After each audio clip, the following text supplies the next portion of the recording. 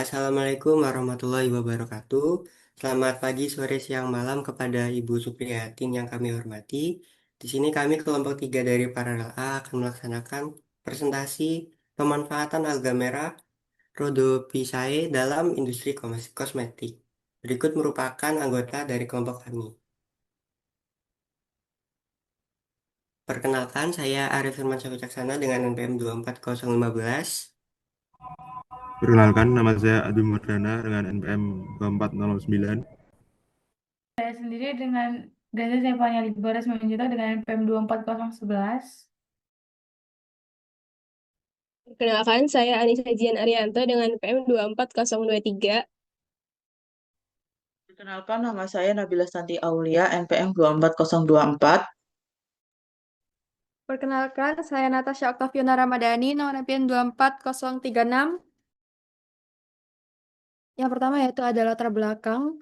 Latar belakang sendiri di sini ada industri kosmetik semakin membutuhkan bahan aktif berbasis alami yang aman, berkelanjutan dan stabil dalam formulasi produk. Penggunaan polimer sintetik masih menimbulkan beberapa permasalahan seperti biodegradabilitas rendah, potensi iritasi kulit, serta ketergantungan pada bahan turunan petrokimia.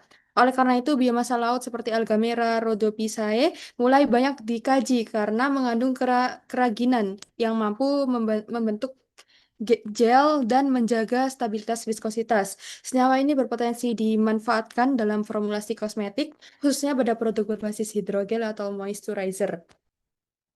Next. Eh, Alga merah Rhodophyceae sendiri itu merupakan sumber alami polisakarida sulfat seperti karagenan yang memiliki kemampuan membentuk gel dan meningkatkan viskositas. Karena sifatnya stabil, biokompatibel, dan berasal dari bahan alami, karagenan bahan dimanfaatkan dalam industri kosmetik sebagai agen pengental, pembentuk gel, dan penstabil emulsi. Senyawa ini umum digunakan dalam berbagai produk perawatan kulit seperti krim, lotion, gel dan moisturizer untuk meningkatkan tekstur serta kestabilan formulasi produk. Next. Selanjutnya di sini ada sifat fisikokimia karagenan. Yang pertama ada viskositas dan sifat rheologi yang bersifat non-Newtonian. Viskositas meningkat seiring kenaikan konsentrasi, berat molekul, dan penurunan suhu.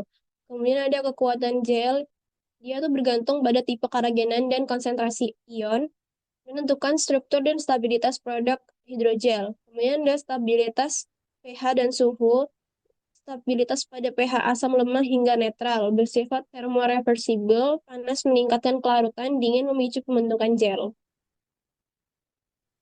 Nah, di sini ada faktor yang mempengaruhi. Yang pertama itu ada suhu, di mana suhu mempengaruhi alga merah tumbuh optimal pada suhu lebih dari 25 derajat Celcius dan suhu kurang dari 25 derajat Celcius untuk menurunkan pertumbuhan. Sedangkan lebih dari 35 derajat Celcius itu menyebabkan talus pucat dan menghambat pertumbuhan. Yang kedua ada intensitas cahaya, di mana cahaya mempengaruhi laju fotosintesis dan pertumbuhan alga.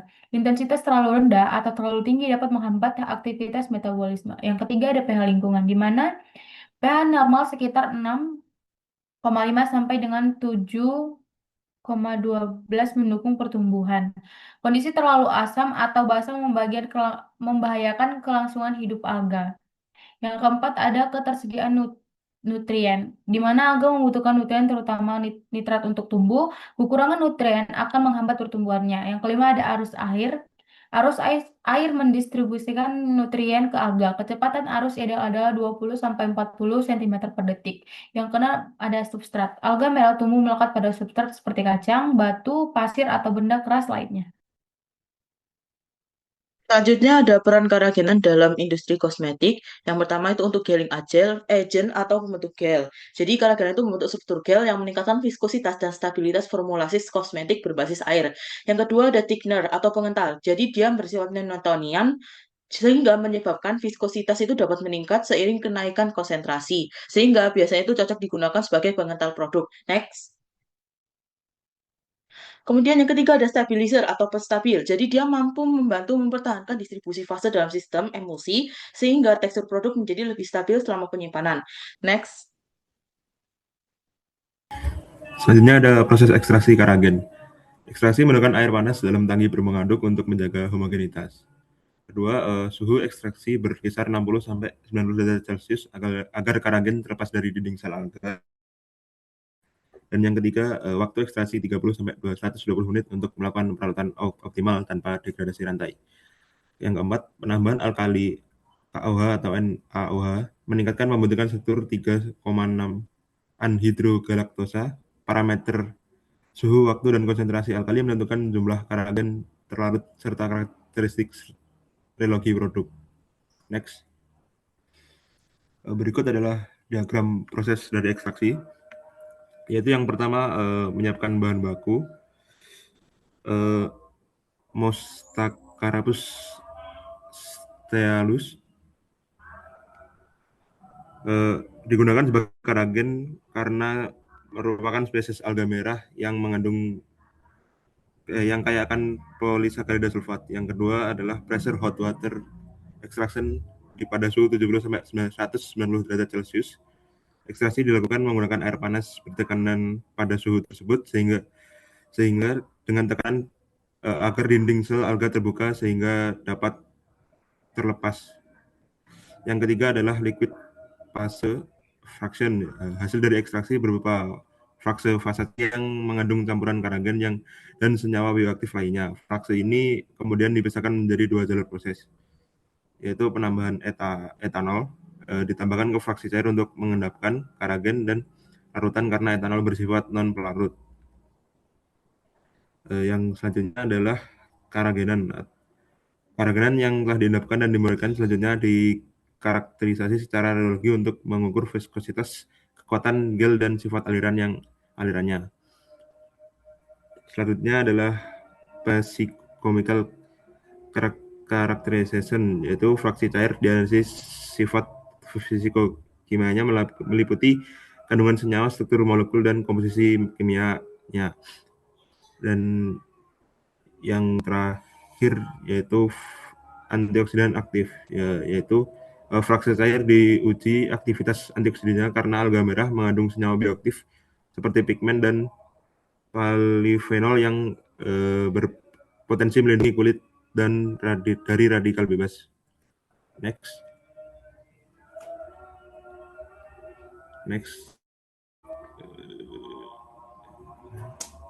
Selanjutnya merupakan diagram alir setelah kita mendapatkan ekstrak karagenan.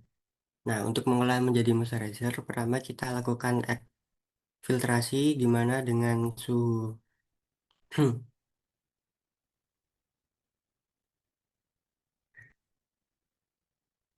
di mana dengan suhu 60 hingga 70 derajat Celcius dengan media filter cloth dengan tujuan untuk melarutkan keraginan dari alga merah, untuk memisahkan residu padat dari larutan keraginan.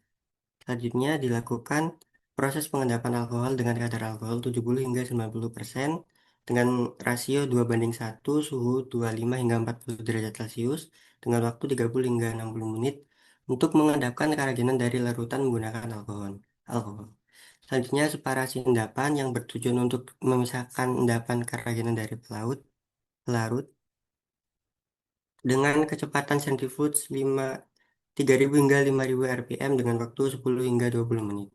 Dan yang kelima, pengeringan untuk menurunkan kadar air keragenan hingga stabil dengan metode oven drying suhu 50 hingga 60 derajat Celcius dengan waktu 12 hingga 24 jam dengan target kadar air kurang dari 12%.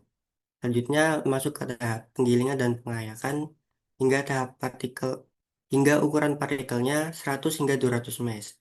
Nah, setelah itu dilakukan formulasi moisturizer yaitu mencampurkan bahan karagenan dengan bahan lain agar menjadi moisturizer dengan karagenan 0,1 hingga 1%, air 60 hingga 80%, lalu terdapat gliserin, emolien, pengawet, suhu pencampuran pada 60 hingga 70 derajat Celcius, pengadukan 300 hingga 500 rpm, waktu pencampuran 20 hingga 30 menit, dan didapatkan produk berupa moisturizer berbasis keraginan. Selanjutnya,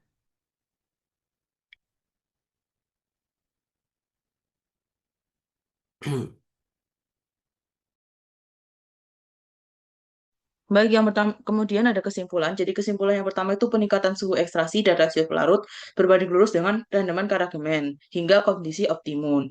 Kemudian karagenan memiliki sifat fisiokimia yang mendukung aplikasi kosmetik meliputi kemampuan pembentukan gel, stabilitas pH kulit, dan karakteristik moisturizer.